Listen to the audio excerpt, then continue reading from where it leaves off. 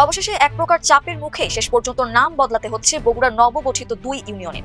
এই নাম নিয়ে যে বিতর্ক শুরু হয়েছিল সেটি এখন পৌঁছে গেছে প্রধানমন্ত্রীর টেবিলে। আর সেই বিতর্কের জেরে সীমান্ত ও দিগন্ত নাম পরিবর্তনের নির্দেশ দিয়েছেন প্রধানমন্ত্রী তারেক রহমান। হ্যাঁ, আপনার বন্ধু ভাগ্য ভালো না, আমি অ্যাডভান্স বলে দিলাম।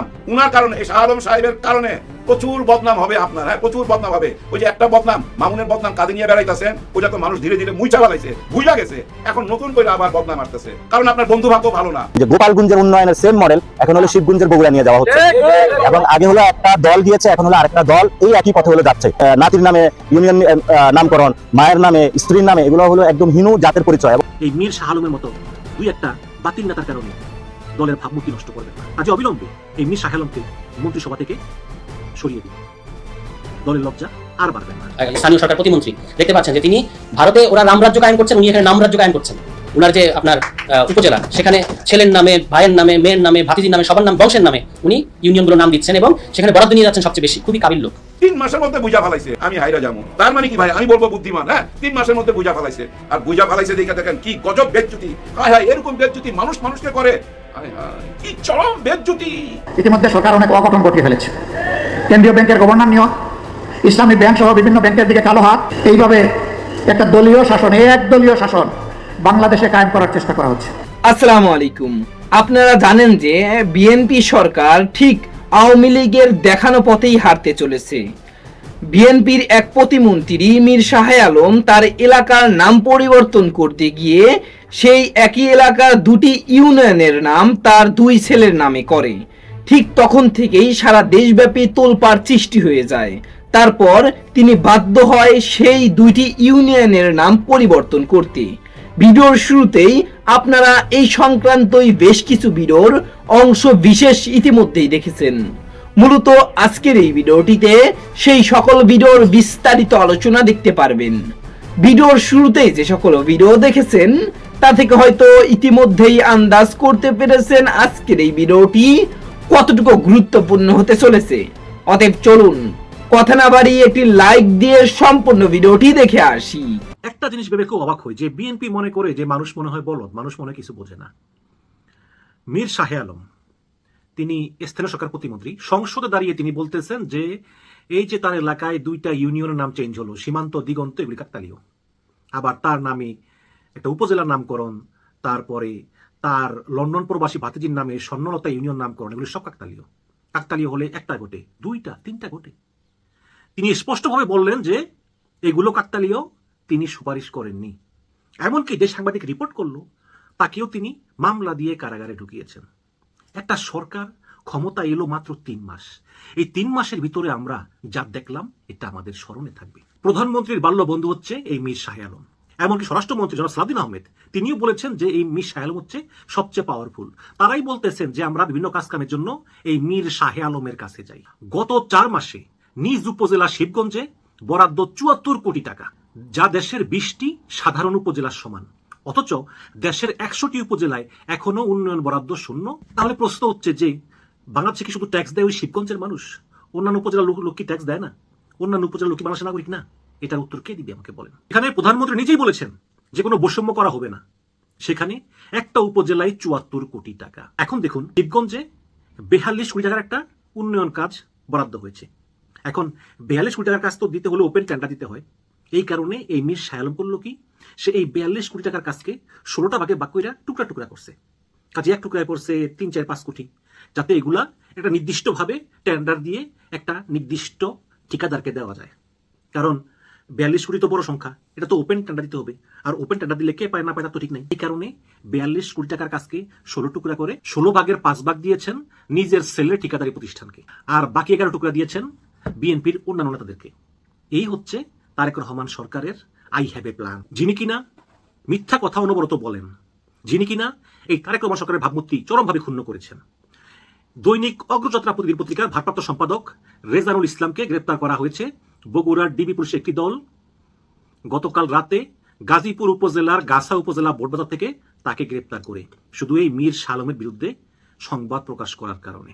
এই মীর শাহ আলম গত 15 জুন বগুড়া প্রেস ক্লাবের কোষাধ্যক্ষ এবং দ্য নিউ নেশন পত্রিকার উত্তরাঞ্চলীয় প্রতিনিধি তানবির আলম রিমন সহ ওই পত্রিকার সম্পাদক প্রকাশক সহ 6 জনের বিরুদ্ধে মামলা করেন। সেই মামলাতেই গতকালকে গ্রেপ্তার করা হয় দৈনিক অগ্রযাত্রা প্রতিদিন পত্রিকার ভারপ্রাপ্ত সম্পাদক রেজানুর ইসলামকে। আজকে প্রধানমন্ত্রী তারেক রহমান তিনি নিজে বগুড়া ডিসিকে ফোন করেছেন, ফোন করে বলেছেন যে এই দুটি ইউনিয়নের নাম সীমান্ত এবং দিগন্ত রাখার দরকার নাই, আপনি বাদ দিয়ে দেন। তাহলে দেখুন, বিড়াল কিন্তু কম দৌড়ানিতে মান্দার গাছে ওঠে না, কারণ সমস্ত দেশবাসী সিসি করতেছে যে এটা তো আওয়ামী লীগ সরকার না রে ভাই, যেই সরকারকে জনগণ ভোট দিয়ে নির্বাচিত করলো 4 মাসও হয় নাই, সেই সরকারের একজন প্রতিমন্ত্রী তিনি কিনা এমন মিথ্যা কথা বলেন, এমন দুর্নীতিগ্রস্ত এবং এমন সাহস শক্তি ক্ষমতা নিয়ে চলেন যে সাংবাদিকরা পর্যন্ত কারাগারে চলে যায়। অথচ মীর শাহ আলমের নামে কিন্তু আরো 4টা প্রতিষ্ঠান আছে, যেমন মুকামতলা মীর শাহে আলম মহাবিদ্যালয়, বেতগাড়ি মীর শাহে আলম বালিকা বিদ্যালয়, মীর শাহে আলম কারিগরি স্কুল অ্যান্ড কলেজ, মীর শাহে আলম কৃষি এবং মৎস্য প্রযুক্তি ইনস্টিটিউট। এতে তার স্বাদ মিটে নাই। তারপরেও গতকালকে চিঠি দেওয়া হয়েছে যে 73 সালে প্রতিষ্ঠিত শিবগঞ্জ পাইলট উচ্চ বিদ্যালয়ের নাম পরিবর্তন করে মীর শাহে আলম উচ্চ বিদ্যালয় করার জন্য। মানে ভেবে দেখেন কত বড় নির্লজ্জ বেহায়া হলে এটা করতে পারে। তো তিনি সংসদে বলেছেন যে এই ইউনিয়নের নাম সীমান্ত এবং দিগন্ত এটা নাকি কাকতালীয়, অথচ সেই ইউনিয়নের উপজেলা কর্মকর্তারা বলতেছেন যে মীর শাহে আলম সরাসরি বলেছেন যে তার 2 ছেলের নামে এই 2টা ইউনিয়ন করার জন্য। তো এখন যখন সর্বত্র সবাই ঘৃণা প্রকাশ করতেছে, সমালোচনা করতেছে, তখন তিনি নতুন একটা ফোন দিয়ে আটলেন। তিনি যোগাযোগ করলেন আমাদের প্রবাসী সাংবাদিক জুলকারনাইন সায়েরের সঙ্গে। জুলকারনাইন সায়ের স্বামী, তিনি ভালো সাংবাদিক, কোনো সন্দেহ নাই, অনুসন্ধানী তার কাছে ঋণী, তিনি অনেক তথ্য দিয়েছেন, ফ্যাসিস্টের বিরুদ্ধে আমাদের সংগ্রামে প্রেরণা জুগিয়েছেন। বাট অনেক কিছু কিন্তু বিশ্বাস হয় না। যেমন আজকে জুলকারনাইন সায়ের স্বামী তিনি কি বলেছেন? স্বামী বলেছেন 1 জুন ইস্যু কর একটি চিঠিতে স্থানীয় সরকার পল্লী উন্নয়ন সমবায় প্রতিমন্ত্রী মীর শাহে আলম মাধ্যমিক উচ্চ শিক্ষা বিভাগের সচিবকে একটি চিঠি লেখেন। চিঠিতে বলা হয় যে আমার নামে কোনো বিদ্যালয়ের নাম কোনো কিছু করবেন না, কারণ আমার নামে, আমার পরিবারের নামে অনেক বিদ্যালয় শিক্ষা প্রতিষ্ঠান আছে। কিন্তু তারপরেও যদি সরকারি অফিসাররা আমার নামে কোনো বিদ্যালয়ের নামকরণ করতে চায়, এটা তো আমি দায়ী না। তার মানে তিনি 1 জুন চিঠি লিখেছেন সচিবের দপ্তরে যে আমার নামে কোনো স্কুল কলেজ দিবেন না। তাহলে এই 9 জুন কেন একটি চিঠি ইস্যু করা হলো যে শিবগঞ্জ পাইলট বালিকা উচ্চ বিদ্যালয়ের নাম পরিবর্তন করে শিবগঞ্জ মীর শাহে আলম পাইলট বালিকা উচ্চ বিদ্যালয় রাখার, এবং সমস্ত দোষ তিনি দিয়েছেন মাধ্যমিক উচ্চ মাধ্যমিক শিক্ষা বিভাগের সিনিয়র সহকারী সচিব শিরিন আক্তারের উপর। এটা স্বামী বলতেছে। কিন্তু আমি 100% শিওর যখন সব জায়গায় সমালোচনা শুরু হয় তখন তিনি একটা চিঠি নিজে লিখে ওই ব্যাকডেট দিয়ে, যেমন 1 জুন একটা ব্যাকডেট দিয়ে তিনি প্রচার করতেছেন। তো এটা ঢালাভাবে প্রচার হচ্ছে, স্বামী প্রচার করতেছেন, বিএনপির মিডিয়া সেল, বিএনপির মিডিয়া উইং সহ বিএনপির বিভিন্ন তারা সবাই শেয়ার করতেছেন যে এটা তারেক রহমানের বন্ধু হওয়াতে এই মীর শাহে আলমের বিরুদ্ধে একটা ষড়যন্ত্র। কারণ মীর শাহে আলম 1 জুন অলরেডি চিঠিতে বলে দিছে যে আমার যাতে কোনো স্কুল কলেজ বিদ্যালয়ের নাম না হয়। তারপরেও ষড়যন্ত্র করে এই সিনিয়র সহকারী সচিব শিরিন আক্তার তিনি মীর শাহে আলমের নাম সুপারিশ করেছেন যে শিবগঞ্জ পাইলট বালিকা বিদ্যালয় নাম পরিবর্তন করে হবে মীর শাহে আলম বালিকা বিদ্যালয়। আচ্ছা, এই সচিব শিরিন আক্তারের খেদে কাজ নাই না? দেখুন মানে কি হিপোক্রেসি। নিজে ভরসার জন্য ওই একটা চিঠি লিখে ওটার নাম 1 জুন দিয়ে বলতেছে আমি চিঠি পাঠাইছি। এটা আবার অনেকে শেয়ার করতেছে তাদের নিজ নিজ স্বার্থে। কত বড় বেহায়া নির্লজ্জ মন্ত্রী হলে এই কাজটা করতে পারে? এগুলো কি পাবলিক বিশ্বাস করে? করে না তো। কোন মন্ত্রণালয়ের সংসদীয় কমিটিতে অন্য কোনো মন্ত্রীকে রাখা হয় না, রাখা হয় এমপিদেরকে। সরকার দলীয় এবং বিরোধী দলীয় এমপিদের মধ্যে ভাগ বটারা করে দেওয়া হয়। অথচ তিনি জন প্রতিমন্ত্রী হয়ে অন্য একটি মন্ত্রণালয়ের সংসদীয় কমিটির সদস্য হয়েছেন, যেটা স্বাধীন বাংলাদেশে আগে কখনো দেখা যায়নি। রেওয়াজ ভঙ্গ করে তাকে অর্থ মন্ত্রণালয় সম্পর্কিত কমিটির সদস্য করা হয়েছে। সাবেক বিবিসি সাংবাদিক আকবর হোসেন ফেসবুকে একটি চমৎকার কথা লিখেছেন।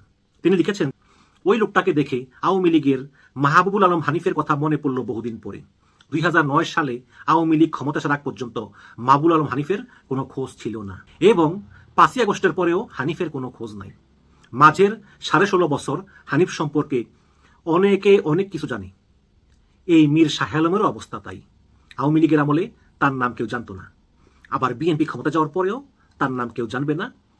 তারেক রহমানের বন্ধু হওয়ার সুবাদে উড়ে এসে জুড়ে বসে তিনি ধরাকে সরা জ্ঞান করতেছেন। একটা প্রশ্ন লিখেছেন যে একটা প্রশ্ন করি, এই মীর শাহে আলম নামটা কি আপনারা কেউ আওয়ামী লীগ আমলে শুনেছেন? সেটা বুদ্ধিভিত্তিক জগতে হোক, সোশ্যাল মিডিয়া অ্যাক্টিভিজমের মাধ্যমে হোক, বা জনমত গঠনের ক্ষেত্রে বা রাজপথে আন্দোলনের ক্ষেত্রে যাই হোক, শুনেছেন কেউ? শুনেন নাই? আমি শুনি নাই। দর্শক, আমি তো ছোটখাটো ইউটিউবার, আমি তো এই গত 5-6 বছর ধরে আপনার ভিডিও দেখেন, আমি বিএনপির অনেক নেতাদেরকে দেখেছি, তারা নির্যাতন সহ্য করেছেন, গুম খুনের শিকার হয়েছেন, জেল কেটেছেন। এই মীর শাহ আলম নামে জীবনও শুনিনি। কোত্থেকে এই মীর শাহ আলমের উদয় হলো? এই মীর শাহ আলম একের পর এক দুর্নীতি অনিয়ম করেই যাচ্ছেন, এবং শেষ পর্যন্ত বাধ্য হয়ে যখন দেখে যে আর মুখ রক্ষা হচ্ছে না, তখন তারেক রহমান ডিসিকে ফোন করে বলে যে আপনি এই ইউনিয়নের নামগুলো পাল্টিয়ে দেন। দেখে বিএনপির মান সম্মান বাড়লো নাকি কমলো? আর এই মিথ্যা বললেও তো মিথ্যাটা লিমিট আছে। যেখানে 3টা ইউনিয়ন, ছেলের নামে একটা, আরেক ছেলের নামে একটা, লন্ডন থাকা ভাতিজির নামে একটা, সব নাকি কাকতালীয়। আবার মামলা দিয়ে সাংবাদিকদেরকে আবার কারাগারেও পাঠানো হয়, যে বিএনপি বলতেছে যে সবার বাক স্বাধীনতা রক্ষা করবে, সেই মামলায় সাংবাদিক কারাগারে। এর চেয়ে লজ্জা আর কি আছে? যাই হোক, একটা কথা বলি, সেটা হচ্ছে কি, আপনারা বিএনপি কিন্তু আওয়ামী লীগ না। আওয়ামী লীগের মতো বিনা ভোটে জোর করে ক্ষমতা থাকা আপনাদের সম্ভব না। 4 মাস কিন্তু চলে গিয়েছে, আর 5 বছর 8 মাস পরে আপনাদেরকে আবার জনগণের মুখোমুখি দাঁড়াতে হবে, জনগণের কাছে ভোট চাইতে হবে। কাজেই এই মীর শাহ আলমের মতো 2-1টা বাতিল নেতার কারণে দলের ভাবমূর্তি নষ্ট করবেন না। কাজে অবিলম্বে এই মীর শাহ আলমকে মন্ত্রিসভা থেকে সরিয়ে দিন, দলের লজ্জা আর বাড়াবেন না। অনেকের ভাগ্যে ভাই বন্ধু ভাগ্য থাকে না। হ্যাঁ ভাই, বন্ধুর কারণে ডুইবা যায়, অনেক কাহিনী আছে। আপনাদের কি মনে আছে মামুন সাহেবের কথা? খালি মামুন বললে অনেকে চিনবেন না, সাথে খাম্বা জোড়া দিতে হয়। ওই খাম্বা মামুন বললে চিনে। ওই মামুন কিন্তু ছিল আমাদের তারেক রহমান সাহেবের খুবই ভালো বন্ধু। আর এই বন্ধুত্বের সুযোগ নিয়ে এই লোকটা ভিতরে ভিতরে কত কাহিনী করছে, ওই যে ইলেকট্রিক তার, খাম্বা, হাবি জাবি এইসব নিয়ে। তখন তো ভাই যতখানি তারেক রহমান সাহেবকে চিনত, তার চেয়ে বেশি চিনত এই মামুন সাহেবকে। মামুন মামুন চারিদিকে ভাই এক রব উঠা গেছিল, কে এই মামুন, কে এই মামুন। আর এই মামুনের কারণেই কিন্তু তারেক সাহেবের প্রচুর বদনাম হয়েছে। এখনো এই বদনাম কাঁধে কইরা বহন করতেছে উনি। হ্যাঁ, এখন ওই মামুনের বদনাম, বন্ধুর বদনাম উনার কাঁধের মধ্যে আছে। এদিকে দেখেন আরেক কাদের মধ্যে ভর করছে আরেক বন্ধু, শাহে আলম, বগুড়ার শিবগঞ্জের। এর আগে আপনারা দেখছেন কিনা আমি জানি না, আমি তো দেখি নাই। তবে উনাকে প্রথম চিনছি কোন দিন, যখন উনি এই সংসদে দাঁড়ায় বলছিল যে আপনাদের নেতা মানে ডক্টর ইউনূস লন্ডনে যায় আমাদের ক্যাপ্টেনের হাতে ওয়ার্ল্ড কাপ তুলে দিয়ে আসছিল। হ্যাঁ হ্যাঁ, কাপ তুলে দিয়ে আসছিল ক্যাপ্টেনের হাতে। কোথায়? লন্ডনে যায় ডক্টর ইউনূস আমাদের নেতাকে। কি কারণে? উনি হচ্ছে এই 5ই আগস্টের হিরো, যার জন্য আমাদের নেতার হাতে লন্ডনে যায় দিয়ে আসছে।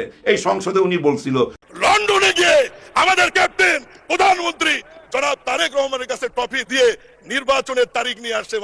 তারপর আরেক জায়গায় উনি ইন করলো। কোথায়? এই যে চিটাগাঙ্গে যখন বন্যা হইলো, পানি উঠা গেল, তখন উনি চিটাগাঙ্গে গেল। উনি কিন্তু বগুড়ার, ওনাকে পাঠানো হইলো চিটাগাং। চিটাগাঙ্গে যায় উনি বললো কি যে না না তেমন কিছু না, কিছু কিছু জায়গায় পানি উঠছে, এটা বৃষ্টির পানি, এবং আমি থাকতে থাকতে আবার পানিটা চইলা গেছে। এটাও কিন্তু কেউ মাইনা নেয় নাই উনার কথা। তখনও কিন্তু মানুষ জানে না যে ইনি হচ্ছে আমাদের প্রধানমন্ত্রীর বন্ধু। ইনি যে এত ক্ষমতাবান আমরা কখন জানলাম? যখন আমাদের সবচেয়ে বড় ক্ষমতাবান স্বরাষ্ট্রমন্ত্রী সালাউদ্দিন সাহেব, উনাকে তো জানি আমরা সবচেয়ে বড় ক্ষমতাবান, এবং হাল ধরে রাখছে বিএনপির। উনার মুখে যখন শুনলাম, কোথায়? ওই যে চকরিয়াতে, হয়তো ওই সাইডে, উনি কি বলতেছে, ওইখানে কিন্তু মাননীয় প্রধানমন্ত্রীও আছে। উনি বলতেছে আমাদের কোনো কিছু যদি দরকার হয়, কে বলতেছে? একজন মন্ত্রী বলতেছে আমাদের যদি কোনো কিছু দরকার হয় তাহলে আমরা ওই যে পূর্তমন্ত্রী শাহ আলম সাহেবের কাছে যাই, উনি হচ্ছে সবচেয়ে ক্ষমতাবান। তখন উনি আবার দাঁড়ায় হাত নাড়লো, সবাই হাততালি দিল। কেন এটা বললো? হায় হায়, সালাউদ্দিন সাহেব ওনাকে ক্ষমতাবান মনে করে।